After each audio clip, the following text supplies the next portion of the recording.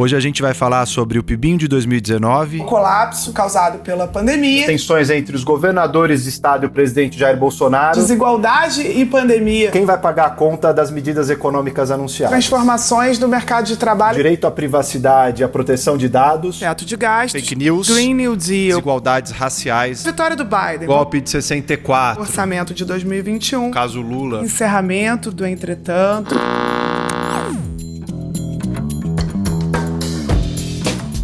Esse é o Entretanto, o podcast que vai te ajudar a navegar entre o economês e o juridiquês. Eu sou a Laura Carvalho, professora de Economia da USP. E eu sou Renan Quinalha, professor de Direito da Unifesp.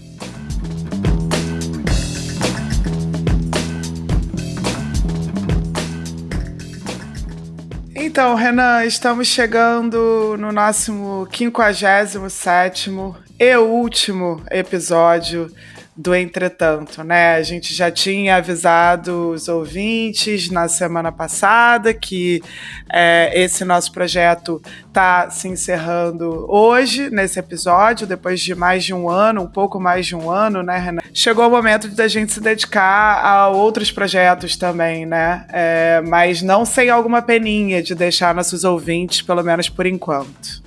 Sem dúvida, a gente anunciou no episódio anterior que a gente encerraria, né? O projeto teve uma reação muito bacana das pessoas, enfim, reclamando inclusive, né? E dá uma pena mesmo da gente encerrar, mas também, enfim, a gente sempre está tocando aí vários projetos e certamente vamos seguir intervindo no debate público, produzindo conhecimento, né, se engajando nas atividades de pesquisa de extensão, que a gente, como professor universitário, a gente tem como atribuição aí. Uhum. E acho que vão ser outras maneiras da gente poder trocar com esse público, seguir dialogando. E a gente tem uma amizade que vem de antes do podcast, que segue, né? Então acho que a gente vai pensando novas ideias, novos projetos para compartilhar com o pessoal. É tanta gente bacana que durante esse tempo, esse mais de ano aí, milhares e milhares de pessoas que vinham semanalmente ouvindo o episódio, né, participando, mandando perguntas, sugestões, que foi um processo super bacana e gostoso da gente poder fazer nesse tempo de pandemia e ter essa companhia. Pois é, Renan, você falou que a amizade continua e me lembrou, né, alguns amigos nossos que falaram que o podcast é como quando a gente discute na mesa de bar, né? Ouvir a gente nessa pandemia era como ouvir a gente debatendo na mesa de bar. Então, eu espero que pelo menos a mesa de bar a gente tenha como espaço futuro depois da pandemia para continuar discutindo. Quem sabe nossos ouvintes não esbarram com a gente por aí. Mas enquanto isso, a gente continua trabalhando, né? Então segue o Renan Quinalha no Instagram, no Twitter. Me segue também, Laura Carvalho, é só procurar nas redes. E a gente está sempre participando de eventos, de debates, escrevendo textos, né? Eu acho que tem várias maneiras com as quais a gente vai continuar se comunicando sobre esses assuntos. Exato, vocês não vão tirar folga da gente assim tão fácil.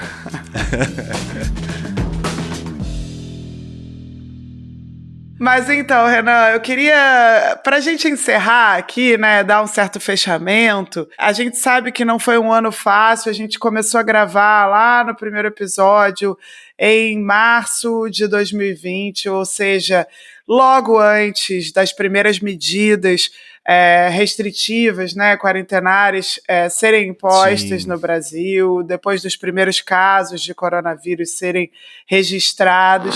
A melhor vacina contra o coronavírus é avançarmos na agenda de reformas. Quando você proíbe jogo de futebol, entre outras coisas, você está partindo para o histerismo, no meu entender. O coronavírus, na dimensão econômica, ele não teria a capacidade de derrubar muito a taxa de crescimento do Brasil. O Brasil pode perfeitamente crescer 2%, 2,5%, como o mundo é assim. Quando a gente começou o projeto, não estava claro, né, que seria um ano assim, né, um ano tão trágico, um ano tão difícil. Inclusive, a nossa primeira gravação foi presencial, né, e foi a única. Foi mesmo. A gente realmente teve uma chance de gravar isso pessoalmente, então o projeto acabou tomando um rumo bem diferente daquele que a gente imaginava no início. Estamos saindo do nosso distanciamento social, ainda que preservando aqui, acho que 1 metro, né? 1,5 metro, né? Que precisa. Entre a gente, para discutir depois de uma semana muito tensa, né? Para o país e para o mundo. E acho que com muita consequência para as nossas áreas, né? Para o direito e para a economia. A gente estava pensando nessa pauta e chegou esse tema do coronavírus como inescapável. Acho que é uma questão que tem muitas dimensões do direito, da economia para a gente explorar. Mas também acho que isso permitiu que a gente estivesse discutindo assuntos muito importantes num momento também muito dramático, né? E eu queria puxar alguns desses temas aqui até para a gente fechar e pensar um pouco em futuro, né? O que vai acontecer daqui para frente. Nesse próximo ano, que é um ano bem crucial, né, para a democracia brasileira. A gente está falando de um ano já preparatório para as eleições de 2022. A gente espera que o ano que vem seja um ano também já, né, de população vacinada, de controle da pandemia. Quer dizer, as coisas esse ano ainda faltam bastante dele, né, mas as coisas vão caminhar para uma situação que a gente ainda não sabe exatamente qual é, né, nesses próximos meses. E aí, eu acho que, começando pelo direito, Renan, por temas que surgiram muito aqui no Entretanto, uma coisa que me vem em mente, pensando nesse primeiro episódio, é a questão dos crimes de responsabilidade do Bolsonaro. A gente começou, entretanto, no episódio número 1, falando sobre impeachment, sobre crimes de responsabilidade, sobre o que precisa para ter impeachment, e esse tema foi voltando, porque se já desde março do ano passado, né, já o presidente Jair Bolsonaro acumulava situações que juridicamente poderiam configurar crimes de responsabilidade, né, isso acho que durante a pandemia, né, só se exacerbou, né. O FDA americano e o Hospital Albert Einstein, em São Paulo, buscam a comprovação da eficácia da cloroquina no tratamento do Covid-19. Falava-se em interferência minha na Polícia Federal. Eu não tenho que pedir autorização para ninguém para trocar o diretor ou qualquer um outro. Nós temos as Forças Armadas ao lado do povo. Chegamos no limite, não tem mais conversa. Só foi ficando mais gritante, inclusive com outras esferas sendo tocadas, a questão dos crimes contra a humanidade, denúncias em fóruns internacionais. Isso foi um dos temas recorrentes aqui do Entretanto, e acho que a gente chega, né, nesse momento aqui de fechamento ainda com muita indefinição no que tange a possibilidade realmente de o presidente Jair Bolsonaro não terminar o mandato, né? Parece que a gente andou em ondas, em ciclos, em que às vezes parece que vai ter impeachment, às vezes parece que não, e agora tem uma CPI, né, da pandemia acontecendo no Congresso. Então, no caminho do impeachment não foi o caminho, por enquanto, escolhido, né? Mas essa CPI está aí. O que você acha que pode acontecer? Como é que você está enxergando a parte jurídica, né, do que o presidente Jair Bolsonaro vai enfrentar daqui para frente? Sim, acho que essa foi uma das questões aí que nos acompanhou em vários dos episódios, né, Laura? Entender como o governo federal vinha reagindo de um lado diante da pandemia, né, que tipo de medidas vinham sendo tomadas, né, há uma responsabilidade evidente do governo federal em relação à condução desse processo, no caso aí, a não condução adequada de enfrentamento à pandemia, né, de uma articulação, de uma coordenação. Eu acho que em vários momentos isso retornou para a gente aqui quando a gente analisou a relação entre governo federal e governadores e prefeitos, quando a gente analisou vários episódios de embate também entre o Executivo e o Supremo Tribunal Federal. Acho que isso sempre emergiu aí por conta justamente da incompetência do governo federal, né, e de uma política deliberada de propagação do vírus, conforme o estudo da CPDISA, que a gente chegou a recomendar aqui, do grupo de direito e pandemia ali, mostrou, né, que havia uma política deliberada que foi implementada aí de propagação do vírus. Então acho que de um lado teve essa incompetência, de outro na condução da crise, de outro houve também, né, essa vocação autoritária do governo, que em vários momentos também fez com que se configurassem aí crimes de responsabilidade, de atentado contra outros poderes. Então a gente foi aqui discutindo esses crimes de responsabilidade. Agora ficou muito claro também, me parece, né, quanto mais a gente aprofunda a discussão jurídica em torno desses crimes de responsabilidade, vai ficando mais claro como o direito é insuficiente para desencadear e sustentar, né, a deflagração de um processo de impeachment.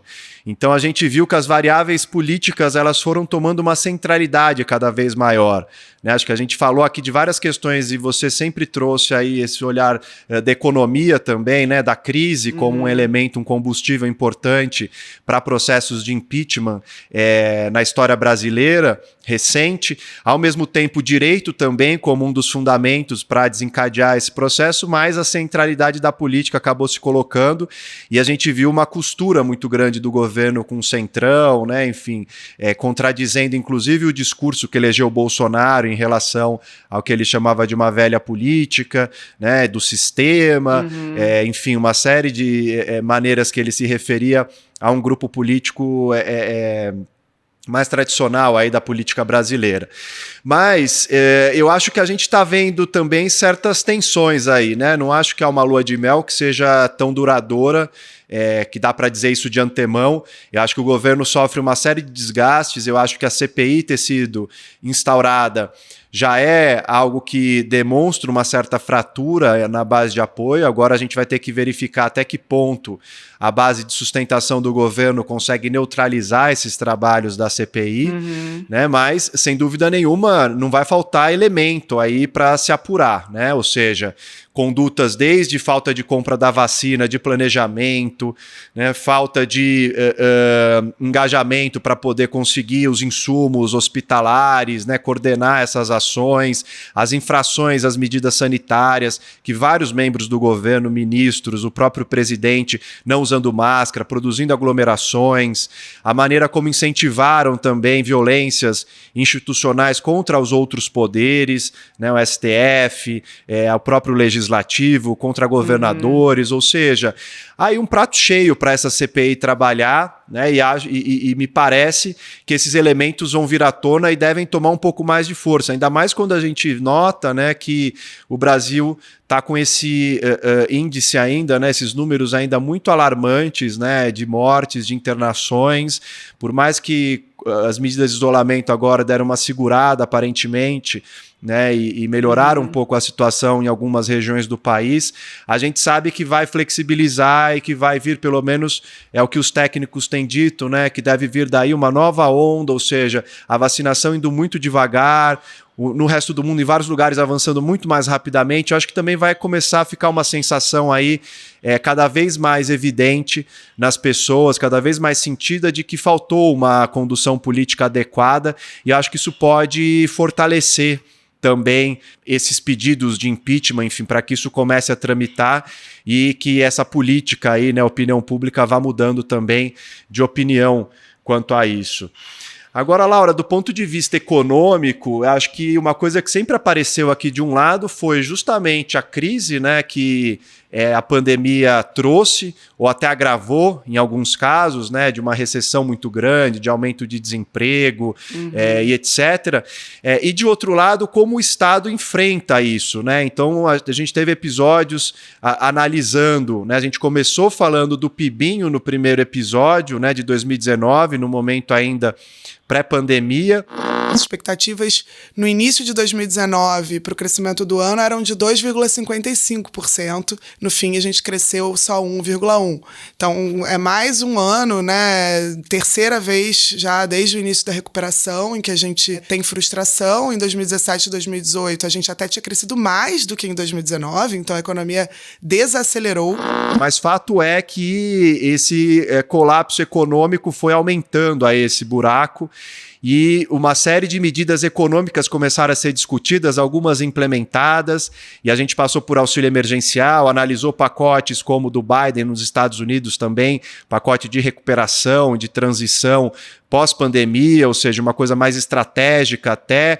Você chegou até a publicar o livro, né, Curto Circuito, sobre essa questão da volta do Estado também na economia com as suas funções.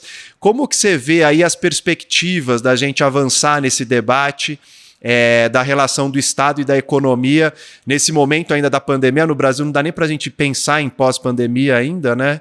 Mas como que você está vendo aí, um pouco sistematizando essas nossas conversas do ano daqui para diante? Então, Renan, eu acho que a gente, de fato, atravessou um período em 2020 que é bem diferente desse que está colocado agora, porque ali, quando a gente começou, né, com as medidas quarentenárias e ficou muito claro o tipo de colapso que a gente estava vendo, né, na economia, quer dizer... Pode levar a uma recessão mesmo do Brasil, transformar esse crescimento inexpressivo, pequeno, em uma recessão. Pode, eu acho que certamente corremos o risco de uma recessão, pelo menos em 1 ou 2 trimestres ainda nesse ano de 2020, ou seja, uma queda do PIB. Mas é claro que o tamanho dessa queda e o quanto nós vamos demorar, inclusive, para voltar para uma recuperação que já era lenta, né? Depende das medidas do governo. Um colapso que não tinha muito como ser evitado, porque se tratava de uma paralisação de uma série de setores que tinha que acontecer para a própria disseminação do vírus, né, ser contida. Então, é uma recessão de uma natureza muito diferente de outras recessões que a gente já viveu, por exemplo, a de 2015 e 2016, em que a atuação do Estado, a resposta do governo nessa hora, né, na pandemia, ela não podia ser simplesmente aquela de tentar estimular a economia de novo, fazer a economia girar de novo, quer dizer, não era sobre isso, né? Porque justamente tinham setores que você tinha que parar mesmo, né? Que geravam e geram ainda riscos de infecção, né, que fazem com que a própria causa da crise econômica, que é essa pandemia, não seja solucionada. A atuação do Estado, ela teve que se dar de maneiras diferentes daquelas que a gente conhecia já nas últimas recessões, mas isso não quer dizer que o Estado seja menos relevante nessa recessão. Na verdade, até o contrário, né? A gente viu uma série de medidas serem tomadas no Brasil e em outros países, né? Tanto para proteger as empresas, evitar a falência de empresas, sobretudo as pequenas empresas. A gente viu também medidas que foram na direção de tentar evitar a perda de vínculos empregatícios. A gente discutiu a medida provisória, no caso brasileiro, né, que chegou a ser editada primeiro sem nenhuma indenização para o empregado, né, que seria basicamente suspender ou reduzir contrato de trabalho sem nada em troca, mas depois essa medida... Sim, que era um absurdo. Exato, ela foi alterada e aí ela envolveu, aí sim, né, um pagamento do seguro-desemprego integral ou parcialmente para aqueles que tivessem o contrato suspenso ou reduzido, né, então para preservar os vínculos, garantindo também que os empregados depois fossem mantidos, né. A gente viu também medidas pelo lado das famílias, que aí foi onde o Brasil foi melhor, a preservação da renda das famílias como eixo fundamental, não só para reativar ou manter ou estabilizar a economia, mas, sobretudo, para que as pessoas pudessem ficar em casa e não se expor ao contágio. Então, o auxílio emergencial, ele teve esse papel. Desempregada, Roselena está conseguindo viver com os 2 filhos pequenos graças ao auxílio emergencial. Ela conta que não sabe o que vai fazer quando essa ajuda acabar. Porque é a única renda que eu tenho, né? Para comprar as coisas dos meus filhos, né? Ainda mais com uma economia com tanto trabalho informal como a brasileira, é o caso também de outras economias latino-americanas. Esse tipo de crise que se abateu sobre o país trazia desafios adicionais para o Brasil, né? Uma economia com muita informalidade, que já vinha de uma crise, que tinha um nível de desemprego muito alto. Então, manter as pessoas em casa era mais difícil, né? Mesmo se o governo tivesse tido uma postura articulada, coordenada, né? Não só dependendo dos entes subnacionais, mas se o governo federal tivesse tido uma política nesse sentido, ainda assim seria muito difícil, considerando a fragilidade econômica que boa parte das famílias brasileiras enfrentam. E o auxílio foi fundamental. A gente viu que esse auxílio, né, ele dependeu daquele decreto de calamidade pública que foi declarado, que fez com que a gente não precisasse respeitar uma série de regras fiscais no orçamento em 2020. A gente, então, destinou, né, mais de 4% do PIB para esse auxílio emergencial em 2020. Foi um programa muito grande, o maior programa de transferência de renda da história do Brasil. Ele teve efeitos que a gente discutiu em diversos episódios, né, efeitos de reduzir a desigualdade durante uma crise que era profunda, ou seja, criou uma situação até paradoxal, né, em que, no meio de uma recessão muito grave, você teve números, indicadores de pobreza caindo, indicadores de desigualdade caindo, né? Você foi capaz de neutralizar os efeitos dessa crise para a metade mais pobre da população brasileira. O Produto Interno Bruto registrou queda de 4,1% no ano passado. Se esperava que a gente ia cair 10%, né? E parece que caímos 4%. É um dos países que menos caiu no mundo todo. O que fez a economia movimentar? Em parte, o auxílio emergencial. E isso a partir de um consenso que se formou muito rapidamente, que rompeu com a política que vinha sendo realizada, né? Em que o Estado só reduziu o seu papel, só diminuía, os cortes de gastos, né, eram o centro da política econômica desde 2015 no Brasil, né? As reformas para cortar gastos, despesas obrigatórias, e a pandemia mudou isso em 2020. E aí a gente chegou em 2021 e a situação é outra, né? Como se aquele consenso que se formou, né, claro, com pressão também da sociedade civil, e que acabou até resultando, a gente falou disso aqui, né? Acabou até resultando em ganhos de capital político, né, para o governo Bolsonaro. Esse auxílio emergencial, ele acabou ajudando a manter uma base de apoio para o presidente, apesar de todo esse fracasso na gestão da pandemia, né? E aí, em 2021, o teto de gastos voltou a valer, e aí a gente começou a ver, né, com discussões que a gente já tinha lá atrás sobre os problemas dessa regra, reapareceram em 2021, quando a gente se deparou com um impasse, com uma dificuldade enorme de aprovar o orçamento. A gente vai encerrar o programa, né, depois de muitos meses. A primeira versão do orçamento foi enviada em agosto de 2020, e a gente ainda está agora, em abril, no fim do entretanto, sem a definição clara do que é o orçamento, coisas passando por fora do teto, coisas que não vão entrar na regra do resultado primário, quer dizer, um monte de manobra sendo realizada. Por quê? Porque essa regra também é insustentável, né? Num contexto em que ainda há demanda por recursos em diversas áreas, na saúde, também para o auxílio emergencial, que acabou sendo prorrogado muito tarde, com valor muito pequeno, como a gente também tratou aqui. Então, o cenário econômico para esse próximo ano, ele, ao contrário do de 2020, que foi sim muito de uma recessão, né, a maior recessão anual da nossa história, mas que em termos comparados a outros países, né, o Brasil acabou se saindo bem, ainda mais considerando a tragédia que foi a gestão da pandemia, né? Do ponto de vista da queda do PIB, a gente até se saiu bem por conta do auxílio emergencial, sobretudo, né, e de outras medidas tomadas nesse sentido. Em 2021, não. Em 2021, parece que vai haver uma recessão no primeiro semestre, ou pelo menos muitos já preveem isso, considerando as novas medidas sanitárias tomadas, o descontrole dessa terceira onda, na verdade, enfim, em alguns locais, segunda.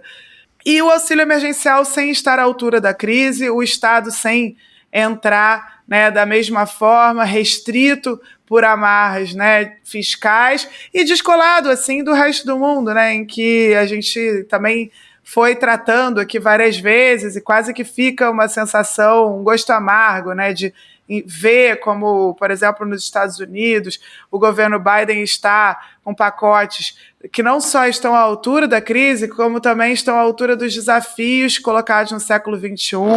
O presidente americano fez o anúncio em Pittsburgh, na Pensilvânia, chamando a proposta de o maior programa de investimento público desde a criação do sistema de rodovias interestaduais e da corrida espacial nos anos de 1960.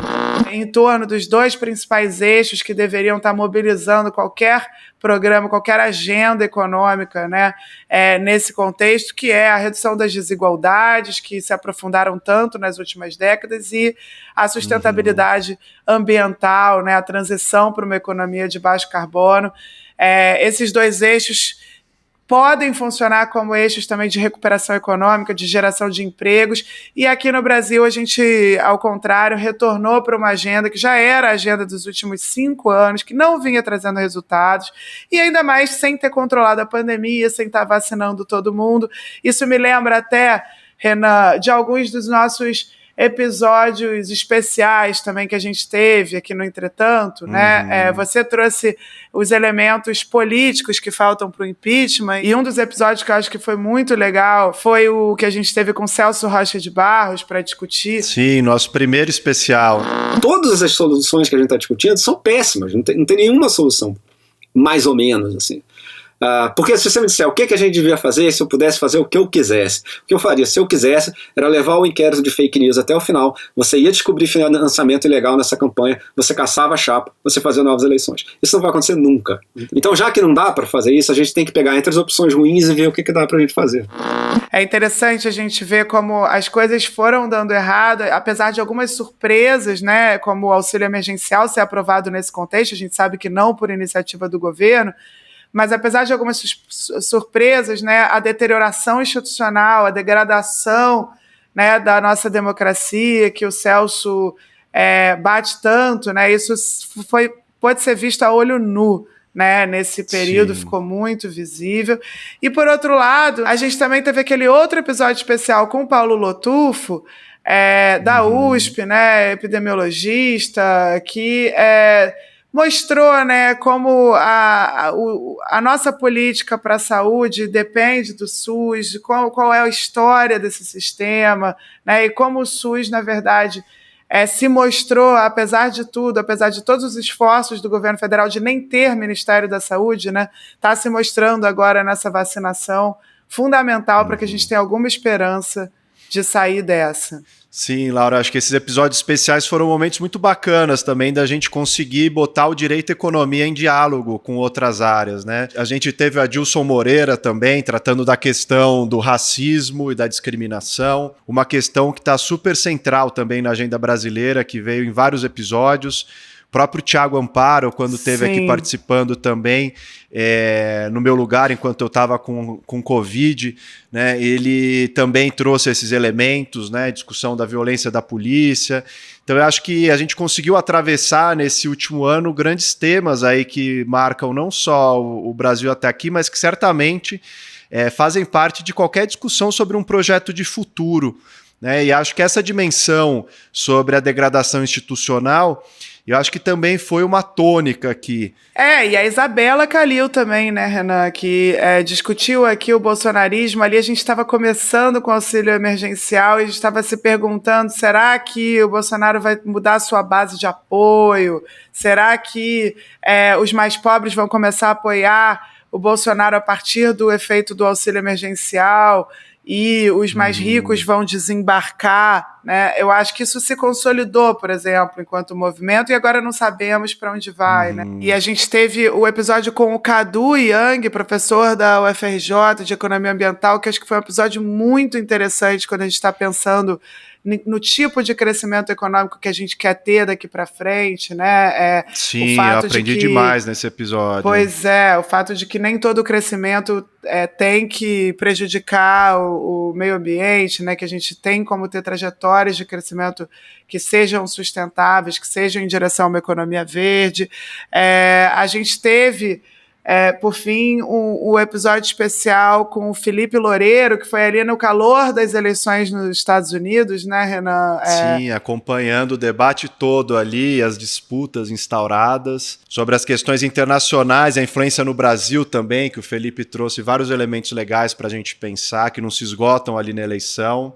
E eu acho que, na verdade, a gente é engraçado pensar, né, nesse último ano, porque a ideia do Entretanto, ela nunca foi a de cobrir os acontecimentos, né? Nunca foi jornalística. A gente, nem eu, nem você, somos jornalistas, então a ideia não era... Claro, a gente respeita muito o trabalho das jornalistas e jornalistas que fazem esse tipo de cobertura. Então a gente sabe que tem muitos podcasts, inclusive, de altíssimo nível no Brasil, né? Se a gente pensar o Assunto da Renata Lopretti, o Café da Manhã da Folha, o Foro de Teresina, enfim, são vários os podcasts que cobrem o noticiário, com análises também, e que, né, tem análises profundas e que contam com a opinião de especialistas. Bom jornalismo ali, né? Isso, e mais o jornalismo bem feito, né? Então, entretanto, ele tinha um pouco esse outro objetivo, que era o de olhar para coisas que são, sim, relevantes no noticiário, né, naquilo que está acontecendo, mas para abrir uma discussão um pouco menos do momento, né, um pouco mais ampla, entrando em conceitos, entrando em debates, né, dentro da área do direito, dentro da área da economia, apresentando esses debates,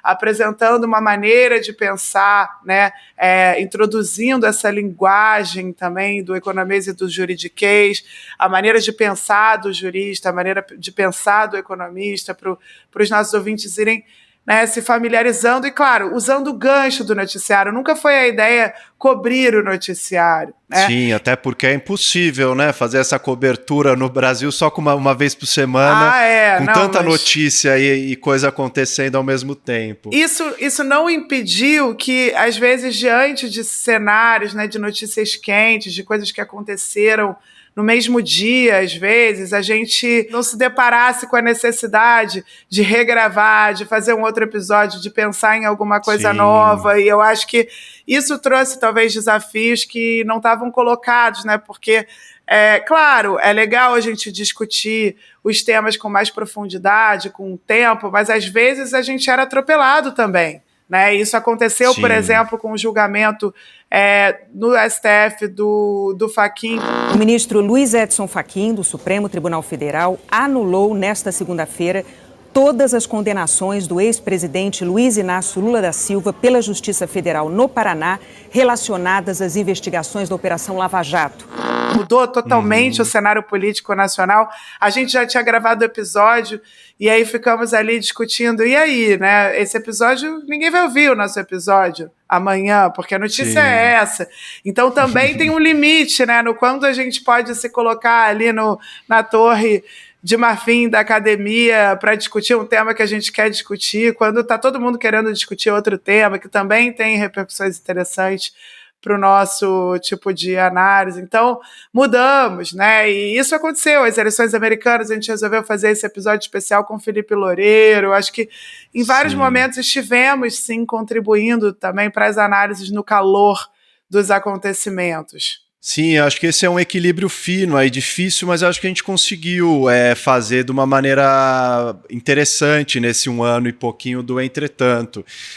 A gente queria ter como foco justamente, né, e a especificidade do podcast era a gente poder explicar para as pessoas, né, questões importantes, conceitos que são do campo do direito, do campo da economia, que são campos em geral muito herméticos, né, e o trabalho acadêmico, o pensamento, a elaboração acadêmica nesses temas é de difícil compreensão, né, para a população em geral. Então nossa ideia era amplificar e democratizar o acesso a esse conhecimento, a esses debates, mas ao mesmo tempo vinculando a esses ganchos da conjuntura, né? Acho que tanto eu como você temos um engajamento e uma visão bastante política também desses campos, entendendo como a economia, como o direito influencia a vida das pessoas, né? Que pode reproduzir desigualdade ou pode combater desigualdades, injustiças, enfim. Então acho que a gente sempre teve um olhar para isso também crítico, né? Para esses campos, nessa linha de trazer o debate para a conjuntura, aproveitar esses ganchos para a gente aprofundar. Lá no início a gente pensava se era melhor fazer uma coisa mais para um lado, mais para o outro, e acho que no fundo a gente conseguiu equilibrar bem né, durante esse tempo todo, trazendo episódios, né, alguns mais quentes, outros mais frios, né, aprofundando mais conceitos, questões de debates estratégicos que pareciam não ter tanto lastro nos acontecimentos da semana e tal, mas eu acho que a gente conseguiu combinar essas duas coisas, e eu acho que o fato de a gente ter ouvintes, tanto pessoas do direito, pessoas da economia, pessoas de fora dos dois campos, né, de outras áreas que escrevem também dizendo que gostavam de acompanhar, porque justamente a gente trazia de um modo claro essas explicações, né? Enfim, acho que foi uma experiência aí exitosa da gente mostrar como é possível, sim, a gente democratizar mais esses debates, né? E não ficar fechado só, às vezes, numa linguagem que é cifrada, né? Que é de difícil acesso, que é possível que há um interesse, sim, em entender isso, né? Acho que tanto o direito como a economia estão se tornando temas, sempre foram centrais, né, na vida das pessoas, mas me parece que as pessoas têm cada vez mais consciência dessa centralidade, de como é importante tomar parte nesses debates, conhecer melhor, porque influencia a vida de todo mundo.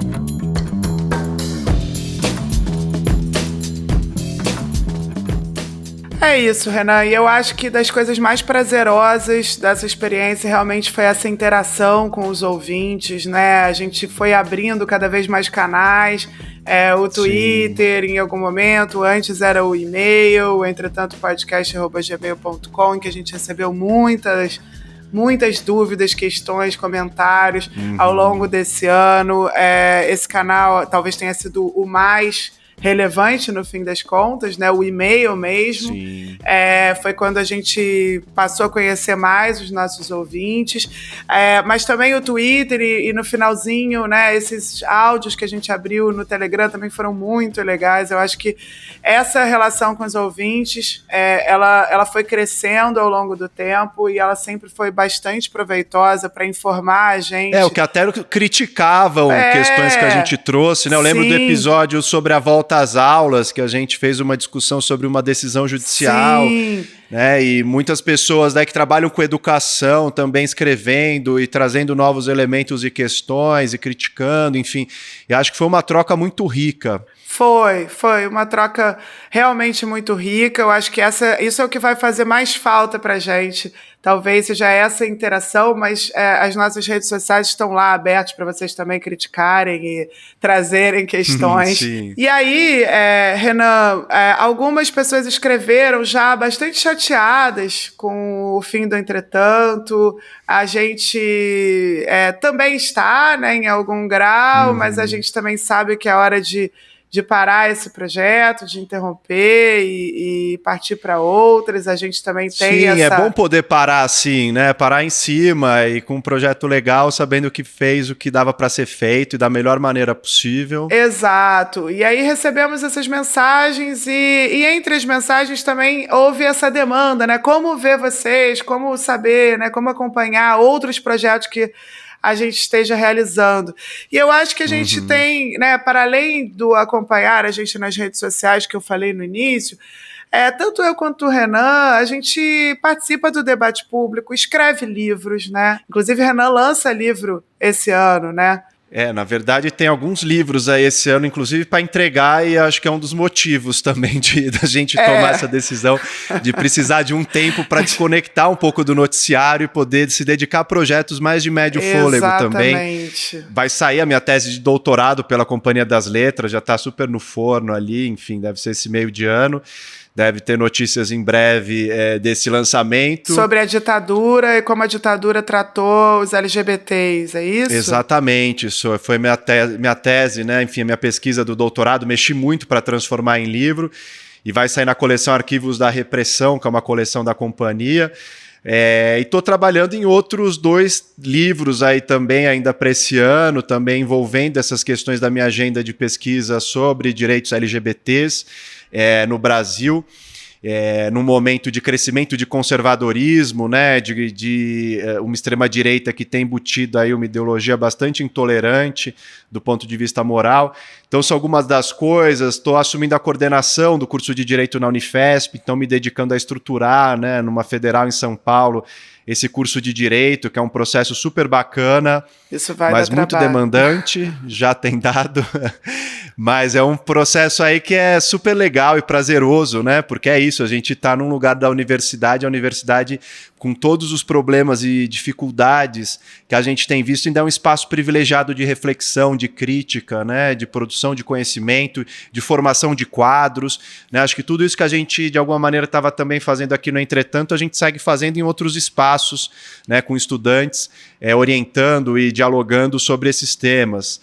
E você, Laura, o Centro de Pesquisas está aí bombando também com uma série de notas, enfim, o que você tem aí de projetos à vista para compartilhar com o pessoal?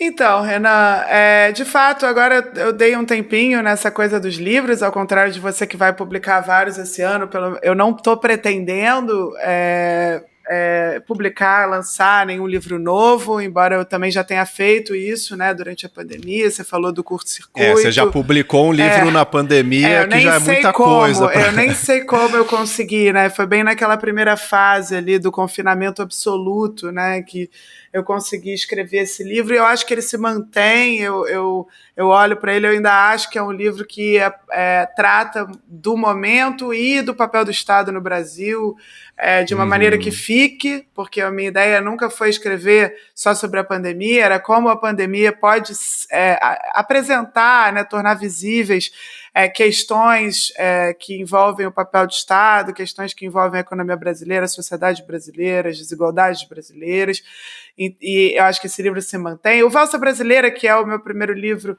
que, né, sim, eu acho que já é um clássico. Trouxe para mim, né, me trouxe para o debate público, ainda, né, de uma maneira muito diferente, dialogando com outras áreas, porque a gente, quando escreve artigos dentro da nossa própria área, né, não sei se você sente isso, mas artigos acadêmicos, que é algo que a gente também precisa fazer e que também é interessante, a gente se restringe, né, a gente dificilmente é lido por alguém de fora da área. Eu acho que escrever livro é uma maneira que a gente tem de realmente conseguir interpretar o Brasil e trazer outras pessoas para dentro desse debate. Então, o Valsa foi o livro que eu comecei fazendo isso, e eu acho que ele se mantém. Então, para quem quiser, né, ter uma introdução à economia, conceitos de economia, usando a economia brasileira, eu acho que o Valsa Brasileira é um livro ainda que eu sinto bastante orgulho de ter escrito. E aí agora, de fato, como você falou, né, Renan, eu estou entrando nessa nova fase, vamos dizer assim, que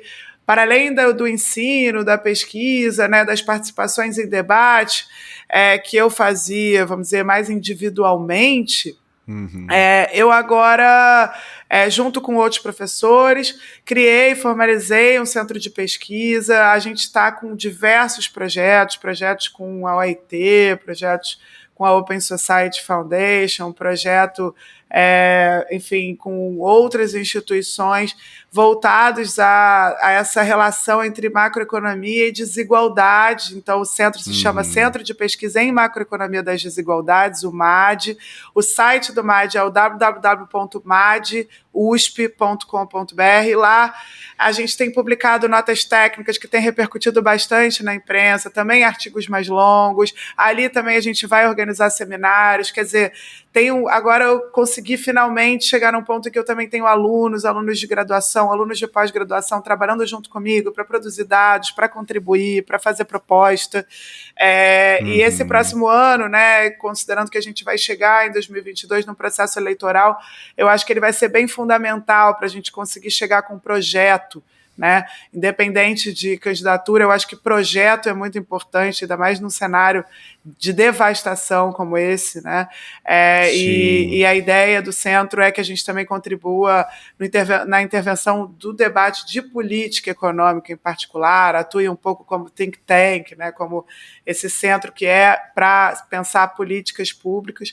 E isso tem sido, claro, tem me demandado cada vez mais, mas tem sido também muito gratificante e certamente vai ser o foco da minha dedicação nesse próximo ano, agora com dedicação integral, né, com menos acompanhamento da conjuntura, mas ao mesmo tempo mais tentando contribuir mais em termos de agenda, né, e de pesquisa e de diagnóstico, para que a gente consiga também sair, né, desse cenário tão triste, né, que o país se encontra, estão cada um dando aí sua pequena contribuição para que a gente consiga voltar a ter esperança em um país que incorpore, que inclua as pessoas, né, que preserve as vidas, que garanta renda, que garanta acesso a serviços públicos, que garanta bem-estar para a sua população.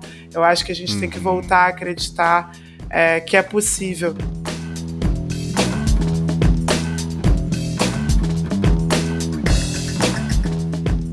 E esse ano do Entretanto, eu acho que por mais difícil que tenha sido, ele também foi um ano em que a gente aprendeu muito, né? Aprendeu a se comunicar. Eu queria, antes de encerrar aqui a minha fala e levar para você, agradecer muito ao pessoal da Mira, que foi quem permitiu que esse projeto acontecesse. Então, o Bruno Horowitz, que esteve com a gente, né, gravando os episódios, também editando. Dirigindo. A Júlia Leite, que também fez esse trabalho de edição e né, sempre tornando aquilo que a gente fazia muito mais legal, com os áudios que foram sendo inseridos nos episódios, áudios de arquivo, né, a qualidade dos nossos episódios, se a gente for comparar com outros podcasts que são feitos no Brasil, a gente sabe que é difícil para todo mundo e pra gente foi um luxo contar com a ajuda do Bruno e da Ju. E o Gustavo Moura e a Marina Persson, né? O Gustavo, que é o produtor, que conseguiu, inclusive, viabilizar pra gente esse podcast com o apoio da Open Society. E, finalmente, a Marina Persson, que também, desde o início, na concepção do podcast, né? Sempre ajudou a gente dirigindo a gente. Então, enfim, sou muito, muito grata por esses parceiros que fizeram com que fosse possível esse nosso projeto, essa nossa ideia, né, de trazer as nossas discussões de dois amigos e levar elas para um público muito maior.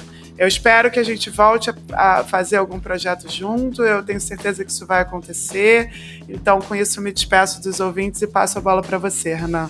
Sim, Laura, é importantíssimo aqui registrar esse agradecimento para toda a equipe, né? Então, Bruno, Júlia, Marina, Gustavo, acho que ajudaram não só nessa dimensão técnica, que foi fundamental também para manter uma qualidade grande do nosso podcast, mas eu acho que também nessas discussões sobre os temas, questões, né, sempre ajudavam a gente a pensar certos incômodos, caminhos, formato, enfim.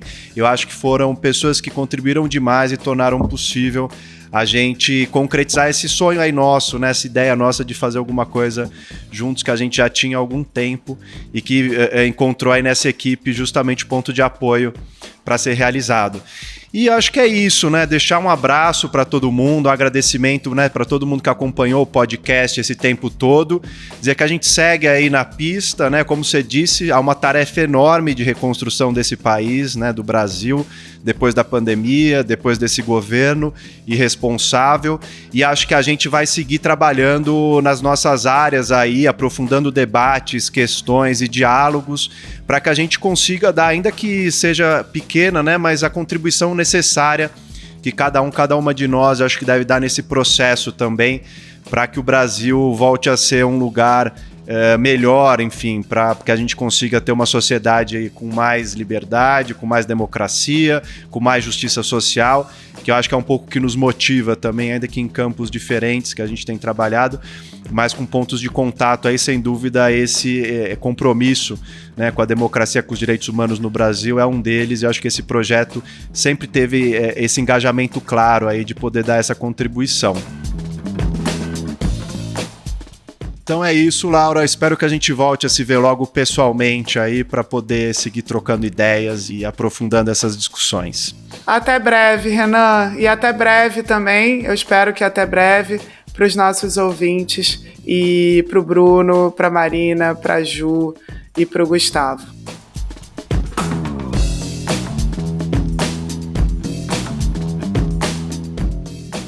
O Entretanto é uma produção da Mira Filmes, com direção do Bruno Horowitz, edição da Júlia Leite e do Bruno Horowitz e produção do Gustavo Rosa de Moura e da Marina Persson.